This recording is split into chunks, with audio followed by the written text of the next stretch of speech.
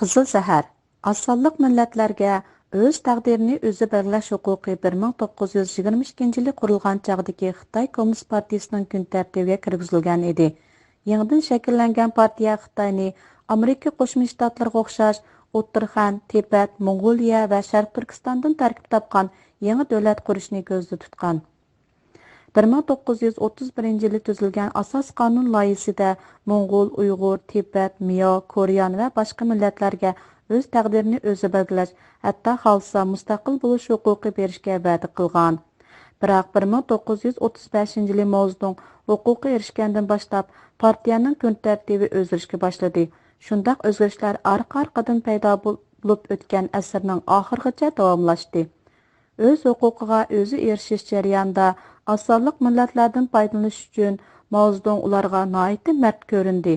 Masalan, uzun safardan keyin Mao inqilobda g'alaba qilgan hamon Mong'ol va Tunganlarga erkinlik berganligini va'da qilgan.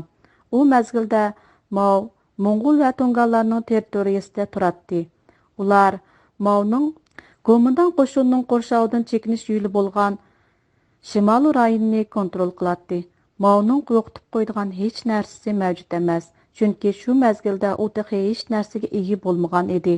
Ta Ikkinchi dunyo urushining oxirgi bosqichigacha Mao yanala o'z taqdirini o'zi belgilash to'g'risida bir narsalarni yozib turadi. Biroq u mamlakatchilar, ya'ni go'mindonchilar va yapon tajovuzchilarining xavfidan qutulgan hamon partiya siyosatini o'zgartirib, Birlashgan Xitoy tavasida o'zlarini boshqargan ayrim hukumatlarni qurish to'g'riliqda tashviqot qilishga boshladi. 1947 yilga kelganda partiya siyosatini maxfiy holda butunlay o'zgartdi. Yangidan tuzilgan siyosatda noiti mujmal holatda mamlakat ichida rayonlik avtonomiya tuzumi o'tirg'i qo'yilgan bo'ldi. Buning asosli ma'nosi shuki, har millat o'z xalqining mutlaq ko'p qismi joylashgan rayonda o'z oldiga hukumati tiklindi deganlikdir. Halbuki ozodlikdan keyin bu siyosatmi amalga oshirilmaydigan bir quruq gap ekanligi isbotlandi. Asosiy qonunga Marksizm-Leninizmning universal uqumini Xitoyning konkret sharoitiga moslashtirish degan qurlar kirgizilib, dastlabda bergan va'dalarni buzishga nazariya asos tiklab chiqdi. Uning ustiga o'z taqdirini o'zi belgilashning nima o'rni qoldi? Qo'limizga keltirilgan navbatdagi g'alaba hammamiz birlikda kommunist inqilobini qilganligimiz uchun kelgan. Xalqimiz uzun yillardan beri azobli kunlarni beshidan kechirib, tiz pikkan o'rnidan dast turdi degan qurlar asosiy qonunga kirgizildi. Sharqiy Turkistonda partiyaning beshi bo'lgan Wang Inmo o'z taqdirini o'zi belgilash huquqini tushundirib, uni faqat imperialist tuzumida yashaydigan xalq orzulaydigan ish, uningdan boshqa har qanday sharoit ostida o'z taqdirini o'zi belgilash harakatini bo'lgunchilik deb qaraymiz dedi. Xitoyning aqliga singib ketgan ko'ni odat rolini o'ynadi.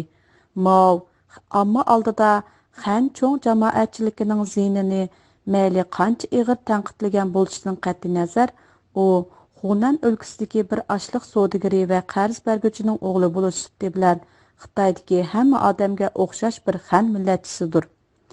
Mao bir kommunist bo'lg'achqa asosan Xan millatidan tarkib topgan kommunist partiyani hammani ko'ridi va hammani biladi. Shunga qaloqliqda qolgan millatlar uchun to'g'ri ish qiladi deb o'zining Xan parastligini dalillagan.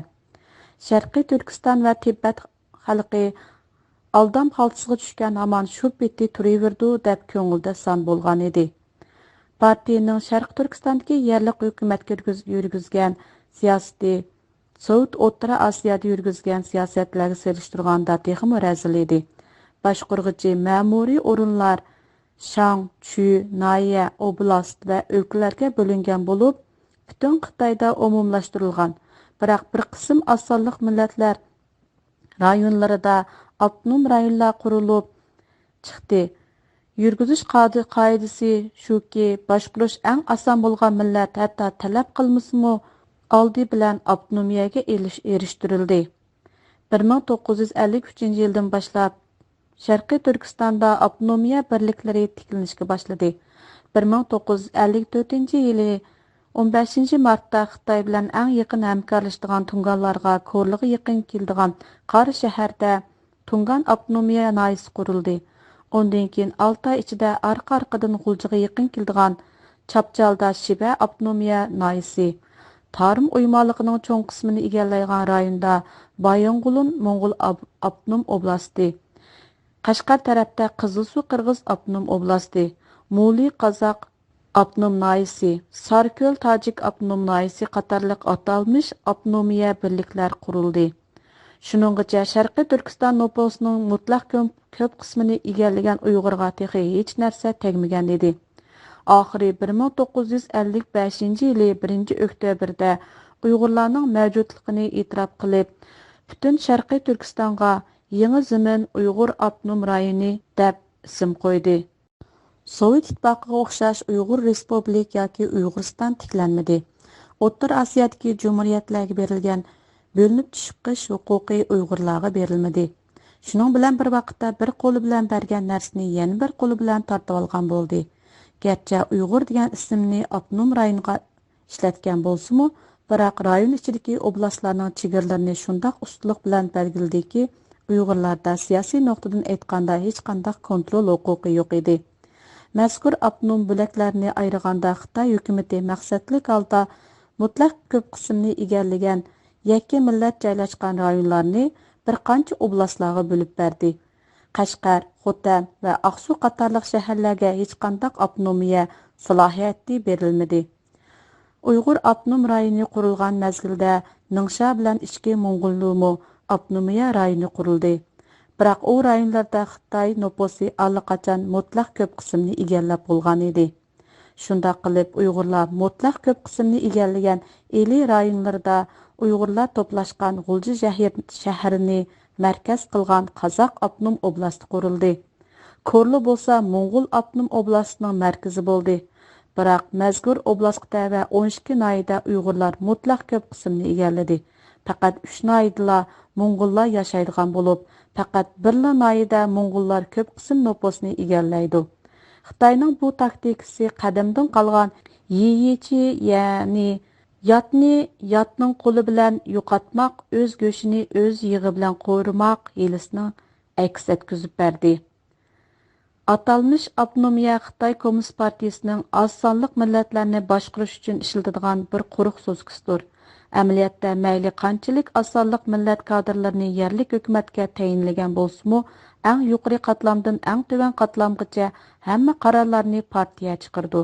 Xalq vakillari garchi bularning ichidagi nurg'unlarning hukumatning yangi siyosatini qo'llagan bo'lsa-mu, partiyaning qarorlarini shartsiz qo'llaydiganlardan tarkib topgan edi. Avtonomiya rayonlarining raislik o'rniga Uyg'ur tayinlangan. Ataqda bu rais hukumatga yetakchilik qiladigan bir rahbar, xalq qurultay a'zolarining yarmi har qaysi joylardan tanlangan asonliq millatlarning vakillaridan tarkib topgan bo'ldi. Biroq bu o'rinlarning orqasida boshqariladigan bir Xitoy sekretari jazman bordir. Tuvan qatlamdagi hukumat o'rinlariga yerlik asonliq millatlar belgilangan bo'lsa-mu, har bir amaldorlarni boshqariladigan ma'lum bir partiya a'zosi mavjud. Yerlik hukumatdan chiqarilgan har qanday qarorni Beijingdagi amaldorlar ko'zitib turdi. Masalan, o'z vaqtida qatnash nazoratida ishlagan bir Uyg'ur boshliq mundaq deydi: "Mening ishxonamda o'ltirib gazet o'qishdan boshqa hech ishim yo'q, chunki mening qiladigan konkret xizmatim yo'q. Xitoylar idoramizda yuz berayotgan ma'muriy ishlarning faqat 5%ni menga xabar qiladi. Mening direktor amalimning faqat quruq nomi bor" degan. G'uljidagi ma'lum shirkat ishlagan bir Uyg'ur bo'lsa, mening qo'l ostimda ishlaydigan Xitoylar mening buyrug'imga hech qachon e'tibor bermaydi degan. 200 kommunist byurokratlariga nisbatan avtonomiya tuzumi kishilarga erkinlik berish emas, balki kontrol qilish usuli deb qaraldi. Mahiyat jihatdan aytganda o'z-o'zini boshqarishga tegishli atalmış avtonomiya tuzumi asosan Xitoy markaziy hukumatining qo'mondoni bo'yicha ish bajarish kelgan.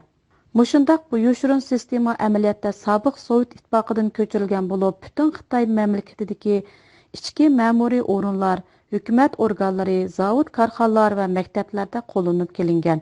Har bir yerlik direktor ustidan birdan partiya a'zosi bo'lgan sekretar bo'ladi.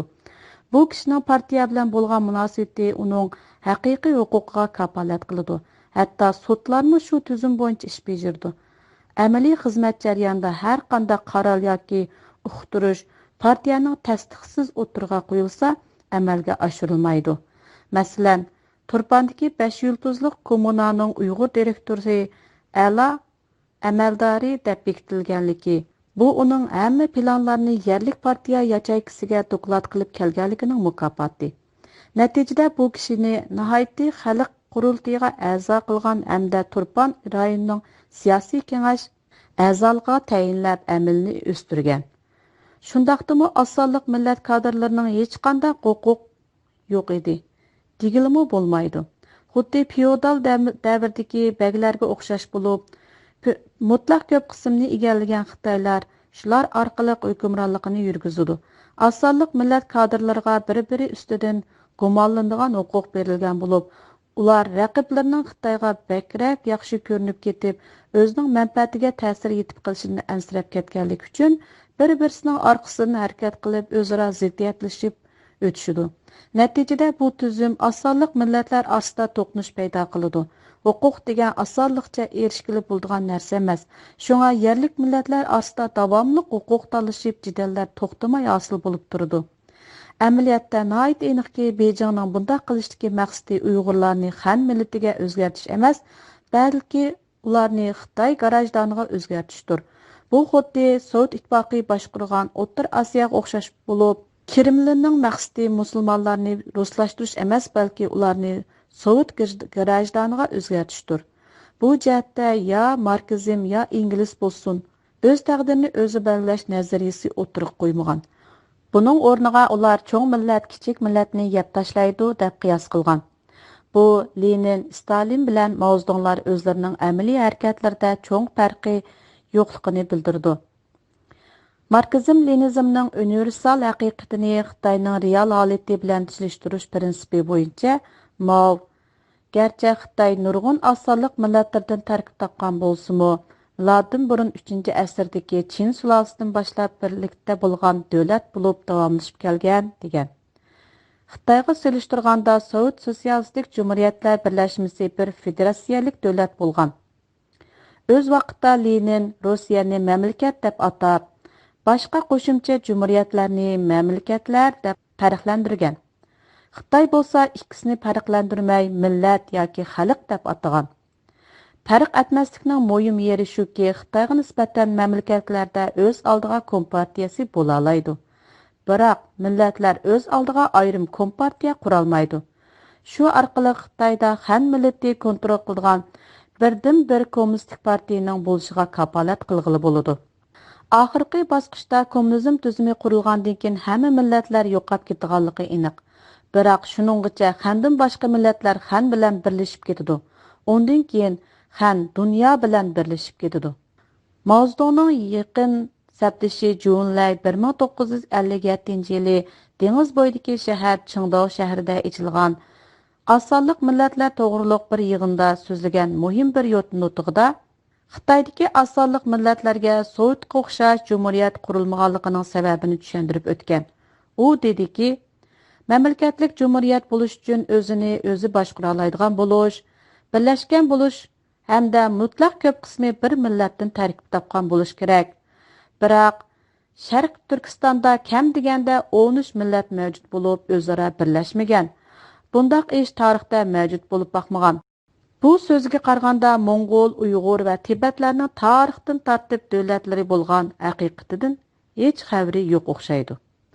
U yana Xitoy bilan mo'rini mo'rga tirab inqilob qilganligi uchun osonliq millatlar Xitoy bilan jazman birga bo'lish kerak deb bo'lgunchilik chatal imperialistlarga avatilgan ochiq taklifnomaga o'xshash bo'ladi degan. Bu so'zi balkim 1944-yili G'uljidagi qo'zg'olonlarga qartilgan degan bo'lishimi ehtimoli bor. Biroq Juning nutqi nihoyatda muhim bo'lgan, chunki u so'zida turk millatlarini hurmatlash va millatlar aro barobarlikni ta'kidlab o'tgan. Garchi ular keyingi 23 yil ichida qattiq bostirilishlarga yo'liqqan bo'lsa-mu. Mao Zedong bilan uning sabtishi Junlay balkim ich-ichidan o'zlarining bergan tushuntirishlardan to'liq qanoatlangan bo'lishi mumkin. Biroq ular shu mazgildagi reallikni obdan bildi deb qarayman. U mezgillarda Xitoy bilan Sovet ittifoqi munosabatining buzilishi oldida turganlik uchun Chegara mudofaasini kuchaytirish lozim. Shuning bilan bir vaqtda Sharq Turkiston yer zimini va yer osti boyligini ishiltib och qolgan Xitoy xalqini beqish lozim. Mao bilan uning sabdoshlari Leninning koni imperialist mustamliklarga tanlash erkinligi berib, ularning qo'llashiga erishishni maqsad qilgan. Biroq maqsadga yetganda va'dasini buzganligini allaqachon o'ylash bo'lgan edi. Ma'lum bir tarixchi bu siyosatni takrorlangan mardlik deb atagan. Mao Zedongmo Leninga o'xshash natijani maqsad qilgan, ya'ni oldi bilan yolg'on davron silib, ondan kontrol qilishdir. Biroq u maqsadga boshqacha erishgan. Uning Uyg'ur, Mo'ng'ul va Tibetlarga bir mazgil o'zgartib va sotsialistik tarbiya elib berib, hammasini birlashtirib, ularga davlat qurib bergisi yoki boshqa maqsadlarga erishgisi qat'iy yo'q edi. Mao balki turklar osonlikcha xanlashtirolmaydiganligini tushundi. Shunga u partiyaning kuchi texi ojiz vaqtda ehtiyot bilan ish bajarishni ko'zda tutgan. Biroq Kompartiya bir oz kuchaygandan keyin Sovet ittifoqi bilan bo'lgan munosabat buzilganligiga ergishib, osonlik millatlarga va'da qilgan erkinlikni to'xtatishga boshlagan. Sovet ittifoqi bilan munosabati buzilganlik sababi bilan boshqa oqibatlar kelib chiqdi. Buning birisi bo'lsa Uyg'urlarga yangi yiziq ishlab chiqishdir. Shu esimizda tursinki, qadimki Uyg'ur qalbiylar runik yiziqi ishlatdi. Keyincha bir xil shakldagi seriq oq yiziqni qabul qilgan bo'lib, uni 10-asrda So'g'dilar Uyg'urlarga elib kelgan. Ondan keyin arab yiziqi o'rnini oldi. Kommunistik va dinga ishonmaydigan millatlar arabcha yiziqni yoqtirmaydi. Chunki u Qur'onda ishlatilgan yiziq. 1956-yili Urumchida ochilgan bir cho'ng yig'inda Sovet maslahatchilarining yordami orqali Uyg'ur, Qozoq, Qirg'iz yiziqlari ruslarning kirlik yiziqiga o'zgartirildi. Shunday qilish orqali bir tarafdan ruslarga xushamad qilgan bo'ldi. Yana bir tarafdan aytganda bir qism turk ziyolilar shu mazgilgacha kirlik yiziqini ishlatib kelgan edi. Ammo hukumatning tub maqsadi mullalarning ta'sirini yo'qotmoqchi edi. Sovet ittifoqi bilan bo'lgan munosabat tamoman buzilgandan keyin Xitoy chegara rayonlarida Sovetning ta'sirini yo'qotishga qattiq kirishdi. Natijada Latin alifbosini asos qilgan roman yiziqini ishlatishga buyruq tushirdi. Bu yiziqqa qo'shimcha Xitoycha texnik terminlar kirgizildi. Bu yangi yiziqni ishlatish orqali turk bilan Xitoylar orasida aloqa bog'laydigan ko'rik silishni umid qilgan. Chunki shu mezgilda Xitoyg'imo Pinyin deb atalgan roman alifbosi ishlatilgan edi. Yiziq o'zgartish plani 1958-yili jakarlagan. Biroq 2 yil keyiniga so'rilib amalllashtirilgan edi. Bu aloqalashish ko'riki Xitoyga nisbatan intayin muhim bo'ldi, chunki osonlik millatlarning Xitoychini o'rganishiga osonlik yaratib berish orqali ularni tezroq assimilyatsiya qilg'ili bo'ladi deb qaralgan edi. Fransiya akademisida ishlaydigan Maurice Duran til bir mamlakatning ruhi degan. Shuningga o'xshash Angliyaning Tokioda turishliq sobiq elchisi nima uchun yaponcha so'zlaydigan angliyaliklar shuncha oz deb so'rgan savolga, agar siz yaponchani yaxshi so'zlay olsangiz, siz yaponlik bo'lib qolsiz deb javob bergan. Demak, Xitoyning ko'z qarshida turkiy millatlar Xitoychani qancha tez o'rgansa, ular shuncha tez xitoylashtiriladi. Davomi bor.